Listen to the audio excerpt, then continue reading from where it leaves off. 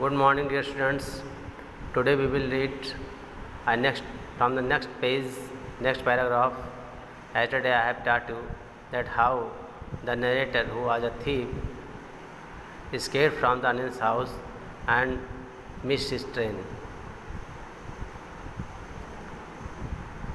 Now please open your book and associate the text what I am going to speak and read. Students, sometimes you find the video blurs, so it's better that you have books with you to read that lesson, and I will explain the words and its meaning in Hindi, and you understand what I am saying. If you find any kind of difficulty, you can comment me on YouTube channel. That's my YouTube channel, you know better, Nagendra Mishra SDMP. Okay, students, so should I begin? Okay. When I reached the station, no, यहाँ नहीं बढ़ाना है, next पे से. I went back to the bazaar and sat down in the shelter of the clock tower. When he missed the train, he went back to the bazaar and he sat down in the shelter of clock tower. Clock tower means घंटा घर. The clock showed midnight. घड़ी में आधी रात हो रही थी. I felt for the notes. They were damp from rain. मैंने नोट को देखा, वह बारिश से भीग चुके थे. Anil's money, अनिल का पैसा. In the morning he would probably have given me 2 or 3 rupees to give to the cinema, but now I had it all. ये पैसा अनिल का था. सुबह शायद हमको 1-2 रुपया देता, 3 रुपया, कि मैं जाकर सिनेमा देखा हूँ, लेकिन अभी मेरा था. I could not cook his meals, run to the bazaar or learn to write whole sentence anymore. मैं उसके लिए खाना भी नहीं बनाया, बाज़ार में सामान भी नहीं लाया, कुछ नहीं किया. I had forgotten about them in the excitement of the theft. चोरी के एक्साइटमेंट में, उत्तेजना में मैं सब भूल चुका था. Whole sentences I knew could one day bring me more than few hundred rupees. मैं जानता था एक दिन मुझे ज़्यादा पैसा मिलेगा. It was a simple matter to steal and sometimes just as simple to be caught. ये चोरी करने का सही तरीका, सिंपल तरीका है, और कभी कभी सिंपल तरीका पकड़े जाने का भी होता है.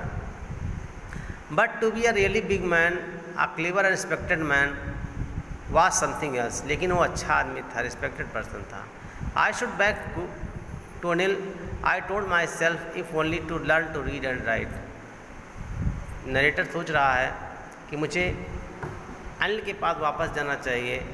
वो मुझे सिखा रहा था, पढ़ा रहा था, लिखा रहा था. मुझे सीखना चाहिए.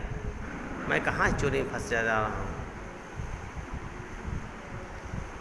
I hurried back to the room feeling very nervous, but नहीं. I hurried back to the room feeling very nervous, for it is much easier to steal something than to return it undetected.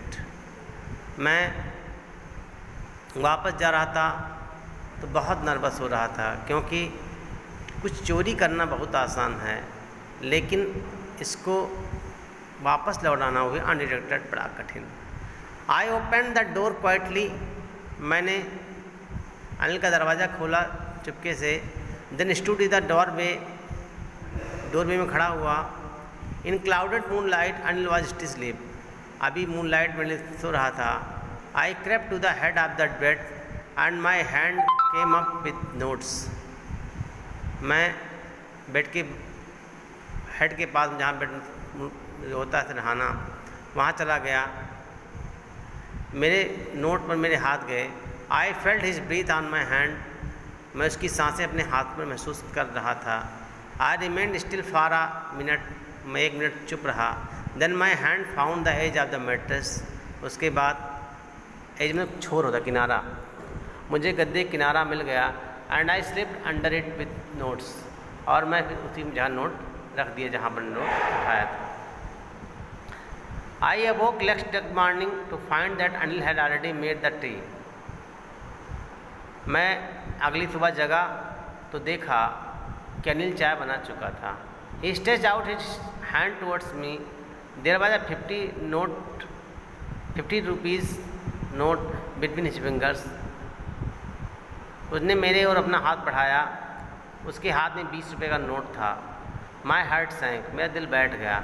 I thought I had been discovered. मुझे लगा कि चोरी पकड़ ली गई है. I made some money yesterday. He explained. Now I will be paid regularly.